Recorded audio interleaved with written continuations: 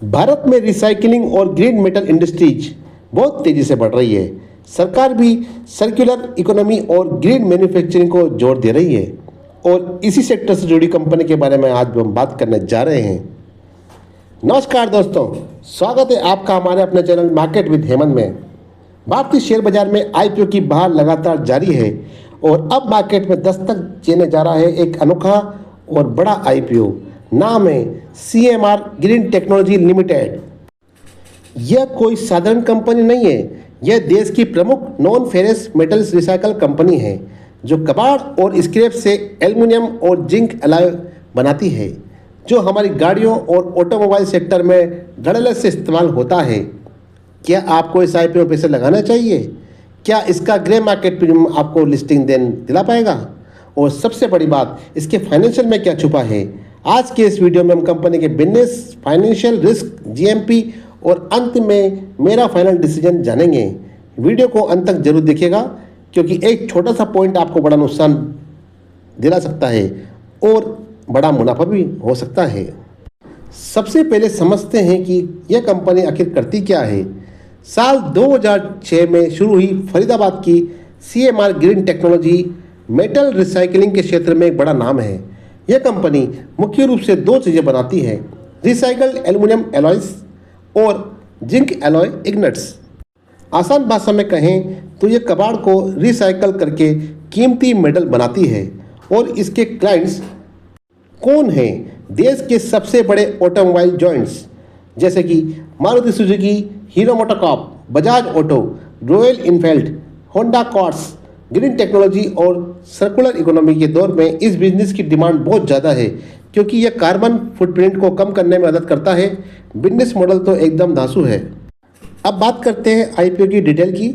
IPO 3 जून से 5 जून तक open रहेगा। अलॉटमेंट 8 जून को होगा और बीएसई एनएसई पर 10 जून को लिस्ट होगा। इस आईपीओ का प्राइस बैंड 182 से 192 रुपये प्रति शेयर रखा गया है और एक लॉट 78 शेयर का है, यानी कि रिटेल इन्वेस्टर को कम से कम 14,976 का निवेश करना होगा। कुल इशू साइज 631 करोड़ का है। ध्यान देने वाली बात यह है कि यह पूरा का पूरा आईपीओ ऑफर फॉर सेल है, यानी कि कंपनी के पास नया पैसा नहीं जा रहा है बल्कि पुराने प्रमोटर्स और इन्वेस्टर जैसे मॉरिशस की ग्लोबल स्क्रैप प्रोसेस हुआ है तो वो अपना स्टॉक बेचकर बाहर निकल रहे हैं। दोस्तों, किसी भी कंपनी के बहकाव में आने से पहले उसकी तिजोरी की जांच करना बेहद ज़रूरी है। आइए नज़र डालते हैं सीएमआर ग्रीन के पिछले कुछ सालों के फाइनेंशियल पर। इसके फाइनेंशियल को ध्यान से समझिए। 31 मार्च 2024 तक इसका प्रॉफिट आफ्टर टैक्स 838 करोड़ का घाटा हुआ है उस साल, और 31 मार्च 2025 में 155 करोड़ का इसका प्रॉफिट हुआ है और 31 दिसंबर 2025 तक इसका प्रॉफिट बढ़कर 162 करोड़ के आसपास हो गया है। इसी तरह नेटवर्थ फाइनेंशियल ईयर 24 में 317 करोड़ के आसपास थी, जो नेटवर्थ बढ़कर 31 दिसंबर 2025 तक 594 करोड़ के आसपास हो गई है। तो इस तरह इसके प्रॉफिट और नेटवर्थ में अच्छी रिकवरी शो हो रही है। कंपनी का रिटर्न ऑन नेटवर्थ 31% है, जो काफ़ी मजबूत है, लेकिन कुल खर्च बोरोइंग करीब 1303 करोड़ है, जो थोड़ा चिंता का विषय है। दोस्तों, किसी भी आईपीओ की कीमत सही है या महंगी, यह जानने का सबसे अच्छा तरीका है कि हम उसकी तुलना मार्केट में पहले से मौजूद खिलाड़ियों से करें। मेटल रिसाइकलिंग सेक्टर में इस समय ग्रेविटा इंडिया और पोंडी ऑक्साइड्स दो बड़े नाम हैं। आइए देखते हैं सीएमआर ग्रीन इनके सामने कहाँ ठहरती है। इसका दूसरी कंपनी से कंपैरिजन के लिए इस टेबल को आप ध्यान से समझिए। यहाँ 3 बहुत ही चौंकाने वाली बात सामने आती है। सीएमआर ग्रीन का पी रेशियो लगभग 23.5 के आसपास आ रहा है, जबकि ग्रेविटा का 42 और पोंडी ऑक्साइड्स का 28 के भी पार है। इसका मतलब है कि कंपनी ने अपने आईपीओ का प्राइस बैंड काफ़ी रिजनेबल रखा है, जो इन्वेस्टर के लिहाज से बहुत अच्छी बात है।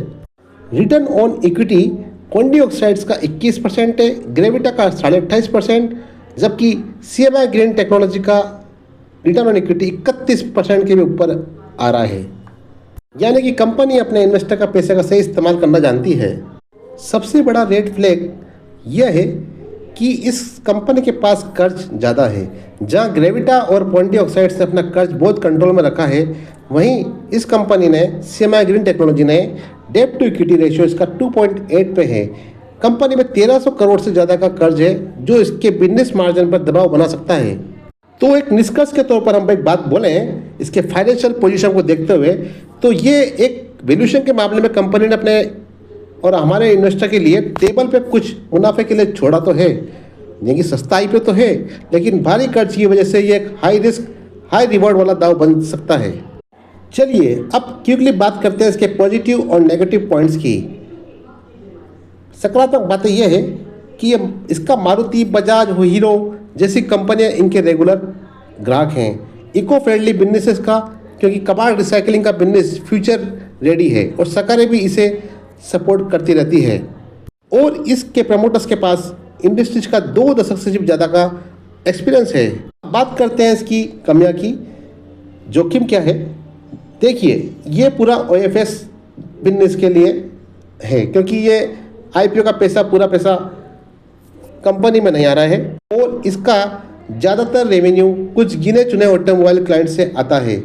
अगर वहाँ मंदी आई तो कंपनी का बिजनेस पूरा प्रभावित होगा।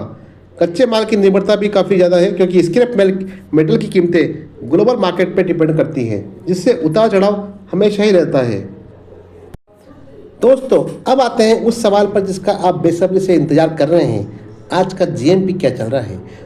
तो देखिए, अभी हाल फिलहाल इसकी जीएमपी चल रही है 33 रुपये प्रति शेयर। अगर इसे हम देखें तो 192 प्राइस बैंड के सामने इसकी एस्टिमेट लिस्टिंग प्राइस 225 पर हो सकती है, जो कि 15% से 17% का लिस्टिंग गेन दिख रहा है। मार्केट की मौजूदा स्थिति को देखते हुए ये ठीक ठाक शुरुआत कही जा सकती है, लेकिन यह कोई बम्पर या ब्लॉकबस्टर जीएमपी नहीं है। तो दोस्तों, अब बात करते हैं इसके फाइनल डिसीजन की। क्या हमें इसमें अप्लाई करना चाहिए? देखिए, अगर आपका नज़रिया सिर्फ और सिर्फ बम्पर लिस्टिंग गेन जैसे 50-60% के आसपास हो, तो शायद ये आईपीओ आपको निराश कर सकता है, क्योंकि अभी जीएमपी इसकी लगभग 15% के आसपास चल रही है। मार्केट के मूड के हिसाब से इसमें थोड़ा बदलाव हो सकता है, लेकिन अगर आप लॉन्ग टर्म इन्वेस्टर हैं और रिसाइकलिंग और ऑटोमोबाइल सेक्टर की ग्रोथ पर भरोसा रखते हैं, तो आप इसमें दाव लगाने की सोच सकते हैं। दिसंबर 25 के बाद इसके फाइनेंशियल नतीजे बेहद अच्छे आए हैं। मेरी सलाह ये रहेगी कि आप रिटेल इन्वेस्टर इसमें जल्दबाजी नहीं करें और आईपीओ के दूसरे और तीसरे दिन तक का इंतजार करें। हमें इसमें देखना होगा QIP और HNI का क्या रेस्पॉन्स रहता है, और इसका रेस्पॉन्स सही साथ रहता है तो लिस्टिंग गेन और लॉन्ग टर्म दोनों के लिए हम अप्लाई कर सकते हैं। तो दोस्तों, यह था इस कंपनी के बारे में पूरा चिट्ठा जो हमने आपके सामने पेश किया है। तो दोस्तों, आपको क्या लगता है, इसमें अप्लाई आप करेंगे या इस आईपीओ से आप दूर रहेंगे? कमेंट सेक्शन में मुझे ज़रूर बताइए, और वीडियो पसंद आई तो लाइक करें, चैनल को सब्सक्राइब करें और बेल आइकन को दबाना ना भूलें। और दोस्तों, आपके रिक्वेस्ट है, हमारे टेलीग्राम चैनल से जरूर जुड़िए, जिसका लिंक हमने डिस्क्रिप्शन में दिया हुआ है। धन्यवाद दोस्तों, मिलते हैं अगले वीडियो में, तब तक के लिए नमस्कार।